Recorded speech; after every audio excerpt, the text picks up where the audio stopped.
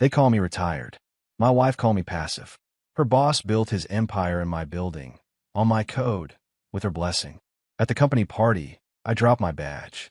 He picked it up, read my name, and froze. "Does your wife know who you are?" He whispered. She knew who I was. She just forgot what I'm capable of. My name is Gregory Lansing. I'm 50 years old, and for the last 5 years, people have assumed I've been doing nothing. They're wrong. I've been watching, waiting, building something they couldn't see because they stopped looking. 12 years ago, I built CoreStream, a backend infrastructure that powered half the e-commerce platforms you've probably used without knowing it. Payment processing, inventory management, order fulfillment, all running on architecture I designed in a cramped apartment with coffee-stained notebooks and a whiteboard covered in diagrams. I scaled it, sold it for $340 million, and walked away. No press releases, no victory laps, just a quiet exit and a life I thought would be simpler. Michelle, my wife of 26 years, loved the money, hated the quiet. She'd built her identity around being married to someone important, someone moving. When I stopped moving, she started looking elsewhere for that energy. Enter Blake Patterson, her new boss at Velocity Hub, a startup promising to revolutionize online retail with AI-powered commerce solutions. He was everything I wasn't anymore: loud, ambitious, always performing. Michelle ate it up. 3 years ago, Velocity Hub moved into a building in downtown Seattle. Beautiful space, exposed brick floor-to-ceiling windows, the kind of place that screams, "We're disrupting everything." What Michelle didn't know, what Blake didn't know, was that I owned that building. Not directly, of course. Through a trust, Sentinel Properties LLC, registered in Delaware, managed by a firm in Denver. The lease was signed by people who never connected the dots between Gregory Lansing and the portfolio that funded their perfect startup headquarters. Tonight was their annual company party. Michelle insisted I come. "It'll be good for you to get out," she said, which really meant, "I need you there so people know I'm still married." I went. Stood in the corner nursing a glass of whiskey I didn't want, watching my wife laugh at Blake's jokes, touching his arm, leaning in close. Our 3 kids weren't there. Liam was traveling for work, Emma was finishing her MBA semester, and Lucas was at college. Just me, invisible in a room full of people who didn't see me. That's when it happened. I shifted my weight, and my wallet slipped from my jacket pocket. It hit the marble floor with a sharp slap, and my building access badge tumbled out, sliding across the polished surface. Before I could move, Blake was there, bending down with that practiced smile he probably used on investors. He picked up the badge, glanced at it casually, and then froze. Not a pause, a full freeze. His eyes locked on the name embossed on the plastic. G. Lansing, Sentinel Properties, owner access. His face went white. Actually white, like someone had drained the blood straight from his skull. His hand started shaking, and he looked up at me with an expression I'd never seen on him before. Fear. He stood slowly, holding the badge between 2 fingers like it might explode. The noise of the party faded into background static. Blake's mouth opened, closed, opened again. Then, in a voice so low only I could hear, he whispered, "Sir, does your wife know who you are?" I held his gaze. Didn't smile, didn't frown. Just let the silence stretch until it became uncomfortable. Then I reached out, took the badge from his trembling hand, and slipped it back into my wallet. "She knows exactly who I am," I said quietly. "The question is, do you?" Blake stepped back like I'd shoved him. His eyes darted around the room, looking for an escape, looking for Michelle, looking for anything that made sense. But nothing did anymore, because in that moment, he realized he'd been playing a game on a board I owned.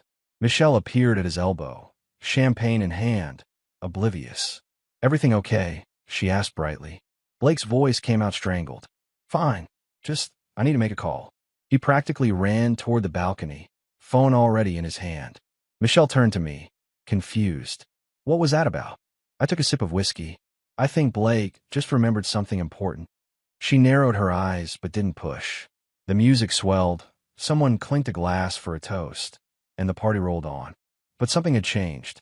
The foundation had shifted, and I hadn't said a word. Michelle was quiet in the car. Not the comfortable silence we used to share 20 years ago, but the kind that sits between 2 people who've stopped really talking.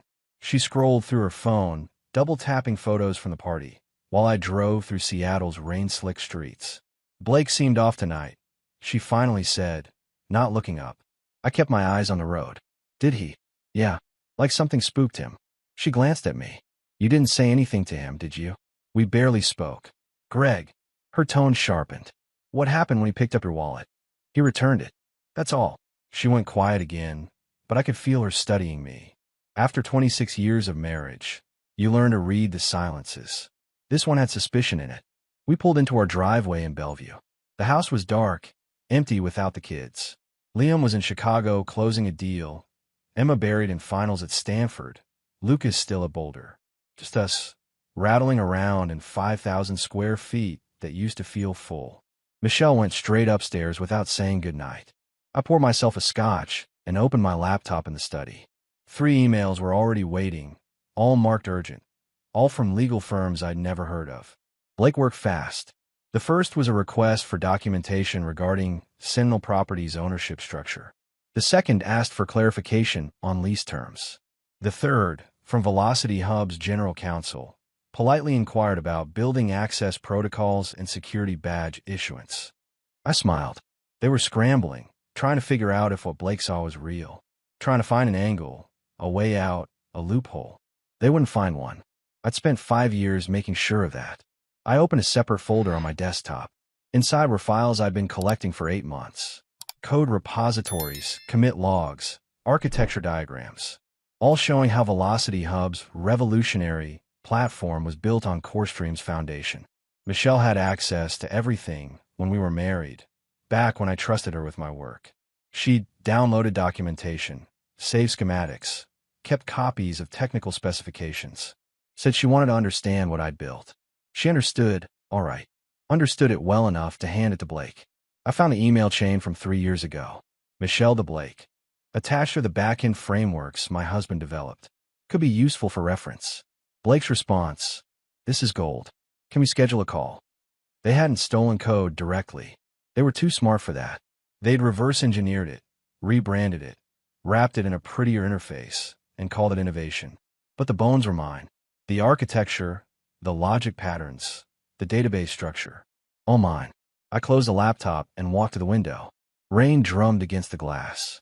Somewhere across the city, Blake was probably still awake, making calls, trying to contain what he'd just discovered. He couldn't contain it. The foundation he'd built his company on wasn't his. It was mine, and I was about to prove it. Upstairs, I heard Michelle's phone buzz. Once, twice, 3 times. Then her footsteps, quick and sharp across the bedroom floor. The calls were starting. I woke at 5:30, same as always. Michelle's side of the bed was empty, sheets cold. I found her in the kitchen, already dressed, phone pressed to her ear. She ended the call when she saw me. Blake wants to meet, she said. No good morning, no small talk. He says it's urgent. I poured coffee, took my time adding cream. About what? He wouldn't say. Just that it involves you. Her eyes searched my face. Greg, what's going on? You should ask Blake. I'm asking you. I met her gaze over the rim of my cup. When you gave Blake my CoreStream documentation 3 years ago, did you think I wouldn't find out? The color drained from her face. I don't know what you're talking about. Yes, you do. I set down the cup. The back-end frameworks. The database architecture. The API specifications. You emailed them to him. March 2022. Subject line. Could be useful for reference. She took a step back. I was just trying to help. He was struggling with the platform architecture, and I thought, you thought you'd hand him 12 years of my work and call it helping. My voice stayed level calm. That seemed to unsettle her more than yelling would have. Did he pay you? Or was it just about feeling important? It wasn't like that. Then what was it like, Michelle? She opened her mouth, closed it. Her phone buzzed. Blake's name on the screen. She didn't answer it. Velocity Hub built their entire platform on my architecture. I continued. Every major function, every workflow. They didn't steal code directly. They're too smart for that. But they copied the foundation, rebranded it, and called it innovation. You're paranoid. I have the commit logs. The code repositories. Your email chain with Blake. I pulled out my phone, showed her the screen. Her own words stared back at her. This is gold. She went pale. Blake said it was just inspiration. That we were using it as a reference point. A reference point you never told me about. You weren't interested. You retired, Greg. You walked away. What was I supposed to do? Just stop living because you decided to stop building. You were supposed to not give away what I built to someone who'd use it against me. Her phone rang again. Blake, persistent. This time she answered, walking into the next room. I heard her voice rise, defensive at first, then frightened. When she came back, her hand was shaking. He's being sued, she whispered. Some IP firm out of Delaware filed papers this morning. They're claiming patent infringement, stolen architecture, breach of licensing agreements. Blake thinks you're behind it. He's right. Greg, you can't do this. I already did. I rinsed my cup, set it in the sink. The firm represents Sentinel Properties, which, as Blake now knows, is me. The building he's renting, the foundation his company is built on, all of it. Mine. This will destroy him. He destroyed himself when he built a company on stolen work. Our son works there. Her voice broke. Liam just got promoted. If Velocity Hub goes under, he loses everything. That stopped me. Liam, 25 years old, sharp as they come, worked his way up from junior analyst to senior strategist in 2 years. He'd been so proud when he got that job. Liam's smart, I said quietly. He'll land on his feet. Not if his father destroys the company he works for. She moved closer. Please, Greg, think about what this will do to our family. I looked at her. Really looked. The woman I'd married 26 years ago, who'd stood beside me through the early struggles, the sleepless nights building Core Stream. Somewhere along the way, she'd stopped being my partner and started being someone I didn't recognize. I'm thinking about family, I said. I'm thinking about what you did to ours. Liam called at noon. I was in my study reviewing documents when his name lit up my screen. Dad. His voice was tight, controlled. We need to talk. About why my boss just got served with a lawsuit that mentions your name 17 times. I leaned back in my chair. You read the filing? Everyone in the office read it. It's all anyone's talking about. He paused. Please tell me you're not doing what I think you're doing. What do you think I'm doing? Destroying Velocity Hub because Mom works there. This isn't about your mother. Then what is it about? His frustration bled through. Because from where I'm sitting, it looks like you're blowing up my career to make a point. It's about intellectual property theft. Blake Patterson built his company on architecture I created. Architecture your mother gave him access to without my knowledge or consent. Silence. Then, Mom did what? I explained. The emails, the documentation, the copied frameworks. Liam listened without interrupting, which meant he was processing, thinking it through. He'd always been analytical, even as a kid. How long have you known? He finally asked. 8 months. And you didn't tell me. Would you have believed me? Another pause. I don't know. Blake's been good to me. Promoted me twice. Gave me real responsibility. He's not perfect, but he's not a thief either. He is when he built a business on someone else's foundation. Dad, people iterate on existing technology all the time. That's how innovation works. Not when they copy the entire architecture without permission or compensation. I heard him exhale, long and slow. What do you want me to do? Nothing. This isn't your fight. It is if my job disappears because of it. His voice hardened. I've worked my tail off for 2 years. I earned this position, and now you're going to take it away. Blake took it away when he committed IP theft. No. Liam's tone turned cold. You're taking it away because you can't stand that Mom found something you don't control. That hit harder than I expected. This isn't about control, isn't it? You sold your company, retired, disappeared. Mom moved on. She found work she's good at, people who value her, and you can't handle it. Liam, I have to go. Blake's calling an emergency meeting. The line went dead. I sat there, phone still in my hand, staring at nothing. My son thought I was the villain. Maybe he wasn't entirely wrong. Emma called 3 days later. My middle child, 23, getting her MBA at Stanford, the only one of our 3 kids who'd inherited my analytical mind and Michelle's diplomatic touch. I answered on the second ring. Dad, we need to talk about what you're doing. Liam called you. Liam, Mom, and about 6 of Mom's friends who seem to think you've lost your mind. She paused. Have you? Not yet. Then explain to me why you're destroying a company that employs your son and threatening Mom's career. I told her everything. The stolen architecture, the emails, the years of deception. Emma listened without interrupting, which meant she was taking notes. She always took notes when something was important. Okay, she said when I finished. So Mom screwed up. Massively. And Blake's a thief. But Dad, there's something you need to know. What? I invested in Velocity Hub. $50,000 for my trust fund. Last year, when they opened their Series B to family and friends of employees. My chest tightened. Emma. Mom told me it was solid. Said the company had breakthrough technology and strong fundamentals. I did my due diligence, looked at their financials, their product pipeline. It all checked out. Her voice wavered slightly. I didn't know it was built on your work. Neither did the other investors. How much are you down? If the company folds? Everything. $50,000, Dad. That was supposed to be my safety net after graduation. I closed my eyes. Liam's job, Emma's investment, and Michelle had orchestrated both, putting our children's futures into a company built on stolen foundations. There's more, Emma continued. I've been going through Velocity Hub's public filings for a class project. Dad, their latest investor presentation shows projected revenue of $200 million over the next 3 years. The valuation is sitting at $450 million. That's impossible. Their platform can't scale that fast. It can if it's built on architecture that's already been proven. Your architecture. She paused. Blake isn't just using your work. He's betting the entire company's future on it. And he's raising money based on technology he doesn't own. Who else is invested? Pension funds, family offices, 3 major VCs. Total raise of $90 million in the last round. Papers rustled. Dad, if you pull the IP claim, you're not just hurting Blake. You're wiping out $90 million in investment capital. People will lose everything. People who invested in a fraud. People who didn't know it was a fraud. Her voice hardened. Including your daughter. I stood, walked to the window. Rain was falling again, turning Seattle gray and cold. What would you have me do? Let them keep using my work? No. Make them pay for it. Negotiate a licensing agreement. Take a percentage of revenue. Get yourself on the board. But don't destroy it. She hesitated. Liam's getting married, Dad. That stopped me. What? He proposed to his girlfriend 2 weeks ago. Sarah, the marketing director at Velocity Hub. They met at work. The wedding's next summer. Emma's voice softened.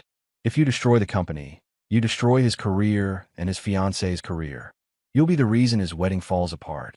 He didn't tell me he was engaged, because he knew you'd react exactly like this. Closed off, making decisions without considering how they affect anyone else. That's not fair, isn't it? You've been planning this for 8 months and never once talked to us about it. Never asked how it might impact our lives. You just decided what was right and started executing. She paused. Mom did the same thing when she gave Blake those files. You're more alike than you think. That cut deeper than anything else she could have said. I need to think about this, I said. Think fast. Lucas called me this morning. He's flying home tomorrow. Why?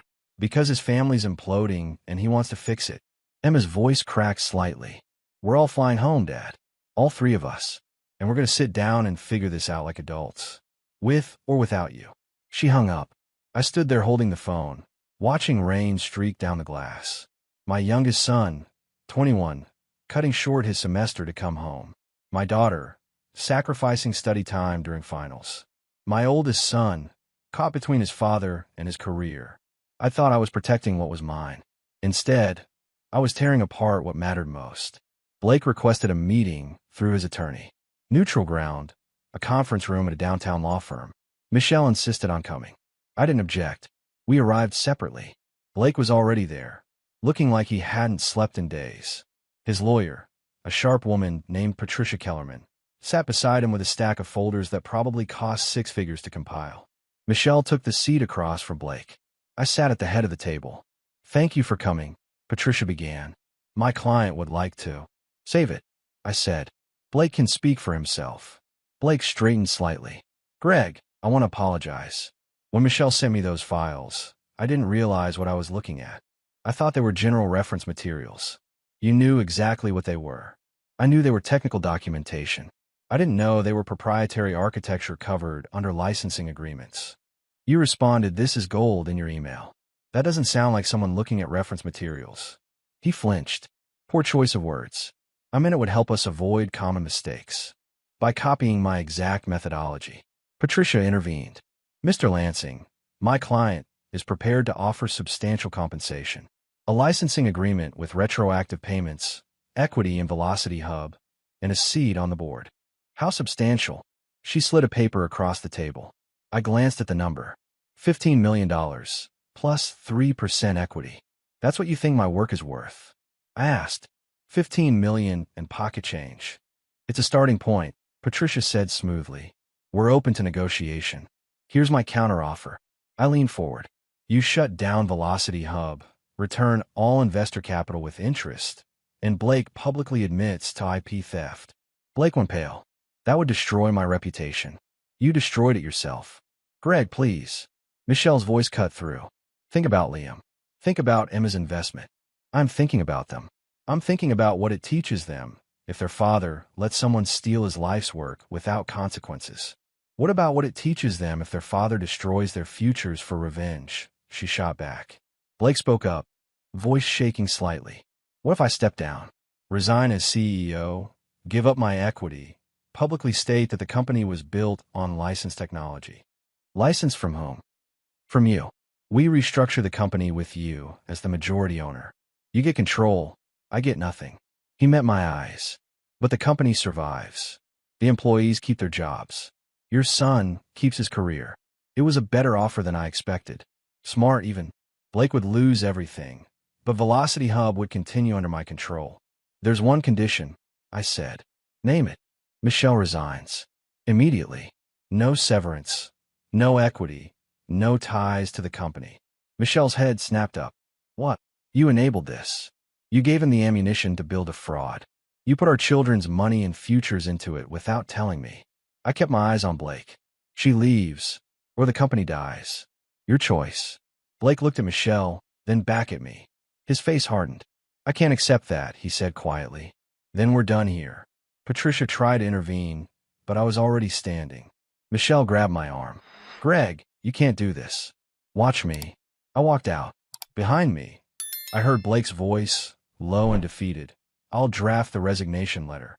Michelle's response was sharp, angry, but I didn't stay to hear it. I'd won, but somehow it didn't feel like victory. They all came home the next evening. Liam from Chicago, Emma from Stanford, Lucas from Boulder. I heard them arrive while I was in my study, their voices in the foyer mixing with Michelle's. Not warm reunion voices. Strategy session voices. Lucas found me first. My youngest, 21, with Michelle's eyes and my stubborn streak. He didn't knock, just walked in and closed the door behind him. Dad. Lucas. I stood, moved to hug him, but he held up a hand. I'm not here for a hug. I'm here because my father is destroying our family, and someone needs to tell him he's being an idiot. That's direct. Yeah, well, I learned from the best. He dropped into the chair across from my desk. Emma filled me in on everything. The stolen architecture, Mom's emails, Blake's fraud, all of it. Then you understand why I'm doing this. I understand why you're angry. I don't understand why you're taking a sledgehammer to everyone around you.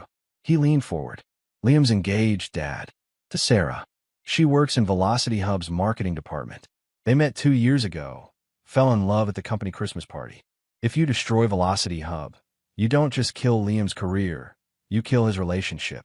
He didn't tell me he was engaged, because he knew you'd find a way to ruin it.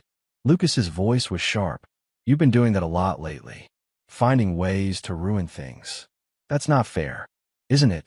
You've been planning this for 8 months. 8 months, Dad. You had time to talk to us, to warn us, to give us a chance to protect ourselves. Instead, you just decided we were collateral damage. I was trying to protect you from knowing your mother betrayed us. No. Lucas stood. You were protecting your ego. Mom screwed up, yeah. But instead of handling it like an adult, talking to her, going to therapy, finding a solution, you went nuclear. And now we're all paying for it. The door opened. Emma and Liam walked in, united front. Emma carried a laptop. Liam had a folder thick with papers. We're having a family meeting, Emma said, not asking. All of us. Right now. We moved to the living room. Michelle was already there, standing by the window, arms wrapped around herself. She looked smaller than I'd seen her in years. Emma set up her laptop on the coffee table. I've spent the last 3 days analyzing Velocity Hub's financials, investor documents, and code repository. Here's what I found. She pulled up a presentation. Slides full of numbers, charts, commit logs. Blake's company is worth $450 million on paper. But here's the thing, 90% of that valuation is based on the back-end architecture. Dad's architecture. She clicked to the next slide. If you pull the IP claim, the company's worth drops to maybe $40 million, which means every investor, every employee stock option, every venture capital fund, they all lose about 90% of their investment. That's not my problem, I said. It becomes your problem when those investors sue you. Liam cut in. He opened his folder. I've been talking to Velocity Hub's legal team. If you destroy the company through an IP claim, there's precedent for investors to sue the IP holder for tortious interference. I own the IP, but you waited 8 months to enforce it, during which time the company raised $90 million from investors who had no idea the technology was disputed. Liam's voice was calm, professional. A good lawyer could argue you knowingly allowed fraud to continue, making you complicit. You could be liable for damages. I looked at him. My son, 25 years old, using his business acumen to threaten me. Are you seriously threatening to help investors sue your own father? I'm trying to save you from yourself. He met my eyes. Sarah and I are getting married next June. I want you there, Dad. But if you destroy the company where we met, where we built our careers, where we're planning our future, I don't know if I can have you at the wedding. That hit like a punch to the chest. Lucas spoke up. Emma invested $50,000. That's her entire safety net. Liam's career is on the line. I'm a junior in college, and my last name is becoming a joke in tech circles. Do you know what it's like having your classmates ask if your dad is the guy trying to destroy an innovative startup? It's not innovative if it's built on theft. Then make them pay for it. Emma's voice rose. License the technology, take a percentage, get board seats, whatever. But don't burn it all down and take us with it. Michelle finally spoke, voice barely above a whisper. I was wrong, Greg. I know that now. I gave Blake those files thinking I was helping him, not realizing I was stealing from you. It was stupid and selfish, and I'm sorry. Sorry doesn't fix it. No, but maybe this does. She pulled out papers of her own. I'm giving up my equity in Velocity Hub. All of it. Transferring it to you. And I'm resigning, effective immediately. Blake already accepted my resignation letter. I stared at her. When did you do this? This morning. After Blake told me about your meeting. She set the papers on the table. I don't expect you to forgive me, but I won't let my mistake destroy our children's futures. The room was silent. 3 kids watching their parents, waiting to see what would happen next. Emma closed her laptop. Dad, Blake offered to give you the entire company. Take it. Run it yourself. Put your name on it. Show the world that you built the foundation. But don't destroy it and everyone who depends on it, including your sister who invested her life savings, Liam added. And your son who's getting married, Lucas finished. They coordinated this, rehearsed their arguments, divided their roles. They were good at this. I taught them well, maybe too well. I didn't sleep that night. Sat in my study until 3 a.m., reviewing everything. The documents, the code, the emails, the faces of my children asking me to choose them over justice. At dawn, I called my attorney. Draw up the papers, I said. I'm taking Blake's offer. Full ownership transfer. Yes, but add one condition. Michelle's equity gets transferred to Emma. All of it. That's not what Blake proposed. It's what I'm proposing. Michelle gives up her stake, Emma gets it back, plus interest. And I want a public statement from Blake acknowledging the IP theft. He'll agree to that. He doesn't have a choice. The papers were ready by noon. I called Blake and told him to meet me at Sentinel Properties' main office. Not his territory, not neutral ground. Mine. He arrived with his attorney. Michelle came too, even though I hadn't asked her to. We sat in the conference room, overlooking downtown Seattle. Papers spread across the table. Everything's here, Patricia Kellerman said. Ownership transfer, your equity distribution changes, the public statement. Blake signs, you sign, and Velocity Hub becomes yours. Blake looked at Michelle. You're really giving up everything. It's the right thing to do, Michelle said quietly. Your wife's equity goes to Emma, I told Blake. Her investment gets paid back tenfold when this company succeeds. Consider it restitution. Blake nodded slowly. Fair enough. Anything else? One more thing. I slid a final document across the table. This is a termination letter. For you. Blake's face went white. You said if I signed, I could stay on as advisor. I lied. I kept my voice level. You built a company on stolen work, lied to investors, and manipulated my wife into being complicit. You don't get to walk away with a consulting gig and a golden parachute. You get nothing but your name on a public admission of fraud. Patricia started to object, but Blake raised his hand. It's fine. He looked at me, something like respect in his eyes. I deserve it. Yes, you do. He signed. Every page, every clause, every admission. When he was done, he stood and offered his hand. I didn't take it. My son works for you, I said. Liam Lansing. Make sure he's treated well under the new management. Your son. Blake's face registered surprise, then understanding. I didn't know. He never said. He shouldn't have to. He earned his position. He did. He's one of the best strategists we have. Blake paused at the door. For what it's worth, Greg, I really did think the work was abandoned. That doesn't excuse what I did, but I didn't set out to steal from you. Yes, you did. You just didn't think I'd notice. He left without another word. Michelle stood. What happens now? Now you move out. I'll have my attorney draw up separation papers. Greg, 26 years, Michelle. We had 26 good years. Then you chose career advancement over our marriage. I could forgive a lot of things, but not that. She nodded, eyes wet. The kids. We'll understand. Eventually. I softened slightly. I'm not keeping them from you. But I can't live with someone who valued money over family. I never valued money over family. You gave our daughter's money to a fraud. You put our son's career at risk. You did all of it for equity in a company you knew was built on my work. I stood. That's the definition of valuing money over family. She left quietly. No arguments, no tears. Just acceptance. Patricia gathered her papers. You'll need to address the employees. Announce the transition. Schedule it for tomorrow. I want Liam in the room when I do it. Understood. She paused. This was the right call, Mr. Lansing. Then why does it feel like I lost? She smiled sadly. Because you're a father before you're a businessman. That's not a weakness. After she left, I stood at the window, watching the city wake up. I'd won. Destroyed Blake, protected my children, reclaimed my work. But my marriage was over. My wife was moving out. And my youngest son still thought I was the villain. Victory had never tasted so bitter. 3 months later, Velocity Hub was running smoother than it ever had under Blake. I'd restructured operations, brought in new management, and started steering the company toward legitimate innovation instead of borrowed brilliance. Liam stayed on, got another promotion, and slowly started speaking to me again. Emma's investment had already doubled in value. Lucas came home for Thanksgiving. Michelle moved to a condo downtown. We'd signed divorce papers 2 weeks after the ownership transfer. 26 years of marriage ended with signatures and a handshake from lawyers. She didn't fight for alimony, didn't contest the settlement. Just took what was fair and left quietly. The kids split their time between us. Holidays were awkward, birthdays even worse. But we managed. I was in my office at Velocity Hub when my receptionist buzzed. Mr. Lansing, there's someone here to see you. She says it's personal. Who? Her name is Catherine Brennan. I didn't know any Catherine Brennan. Send her in.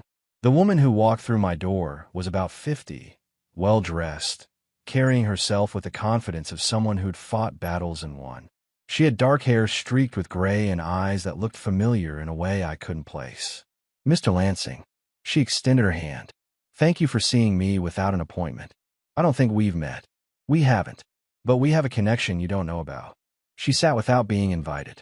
28 years ago, you dated a woman named Sarah Brennan. You were together for 2 years before you met Michelle. The name hit me like cold water. Sarah, my college girlfriend, the one I'd loved before Michelle came along. We'd broken up when I moved to Seattle for a startup job. Lost touch completely. What about Sarah? I asked carefully. Sarah was my sister. Catherine's voice was steady. She passed away 4 years ago. Cancer. I'm sorry. I didn't know. No reason you would. You two hadn't spoken in decades. She opened her purse, pulled out an envelope. Before she died, Sarah gave me this. Made me promise to deliver it if I ever had the chance. I took the envelope. My name, in handwriting I barely remembered. She also asked me to tell you something. Catherine met my eyes. You have a son. His name is James Brennan. He's 27 years old. The room tilted. What? Sarah found out she was pregnant 3 weeks after you moved to Seattle. She tried to call you, but your number had changed. She wrote letters. but you'd moved apartments. Catherine's voice softened. Then she saw an announcement in a tech magazine. You and Michelle, newly engaged. She decided not to interfere. She was pregnant with my child and didn't tell me. She tried, Greg, but you moved on. And she didn't want to be the woman who trapped you with a baby when you'd found someone else. My hands were shaking. Why are you telling me this now? Because James deserves to know his father. And because Sarah's dying wish was that you two meet. Catherine stood. He doesn't know I'm here. Doesn't know I tracked you down. But he knows about you. Sarah told him everything before she passed. Where is he? Boston. He's a software engineer. Works for a cybersecurity firm. Smart kid. Has your eyes. Sarah's determination. She handed me a business card. That's his email and phone number. Whether you reach out is up to you. She left before I could ask more questions. I sat there, holding the envelope and the business card. A son. I had another son, 27 years old, who'd grown up without me. While I was building CoreStream, raising Liam, creating a life with Michelle, somewhere in Boston a boy was growing up wondering about his father. I opened the envelope. Sarah's letter, dated 3 years before she died. Greg, if you're reading this, I'm gone. I want you to know I never regretted keeping James. He was the best thing in my life. But I always regretted that you never got to know him. He's brilliant, kind, and stubborn just like you. Please, if Catherine finds you, give him a chance. He deserves a father. You deserve a son who chose to find you. Sarah.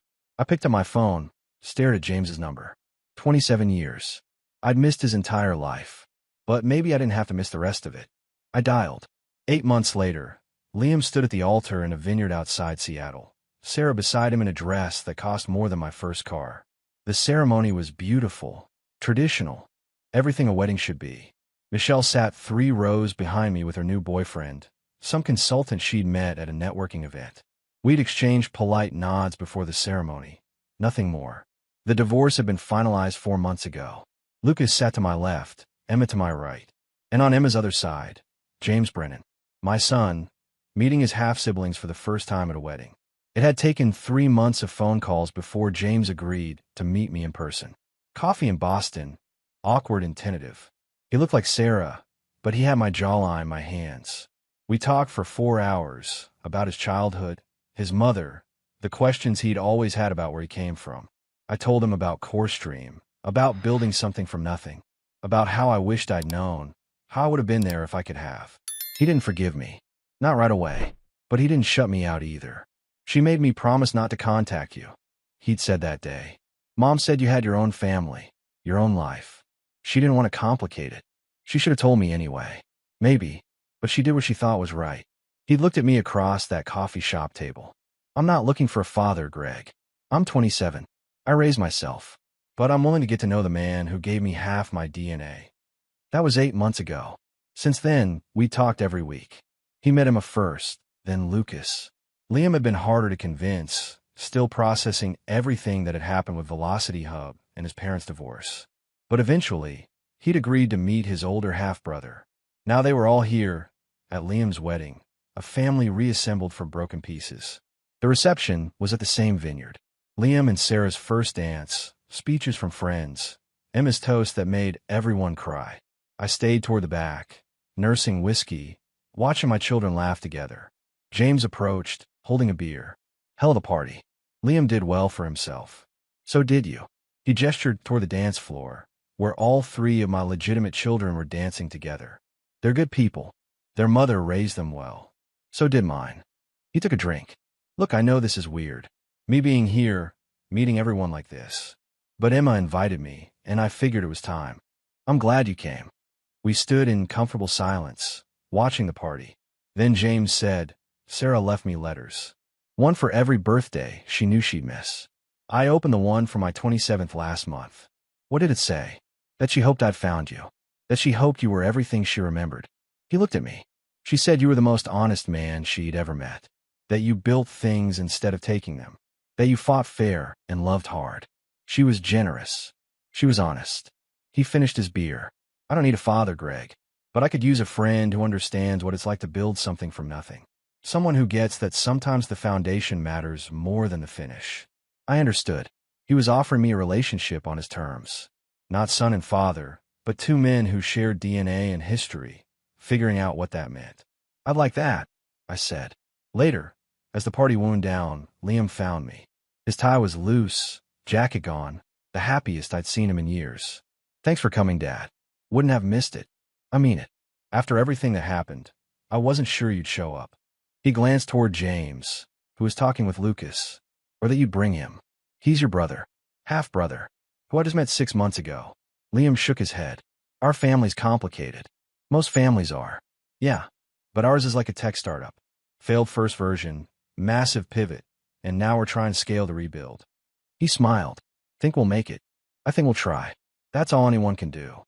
He hugged me, quick and tight, then went back to his bride. I left soon after, driving home alone to the house that used to hold the family. Emma had moved to San Francisco for a job. Lucas was back at Boulder. Liam had his own life now. But I had James's number in my phone. Velocity Hub was thriving under my leadership. And somewhere in the city, Michelle was building a new life too. I'd won the war against Blake, lost my marriage, found a son I never knew existed, and somehow ended up with a family that looked nothing like the one I'd planned, but felt more honest than anything I'd built before. 12 months ago, I dropped a badge at a company party. That single moment had unraveled everything and rebuilt it into something I didn't recognize. But standing in my quiet house, looking at photos of 4 children instead of 3, I realized something. Sometimes you have to burn the foundation to discover what's really holding you up. And sometimes, that's exactly what you need.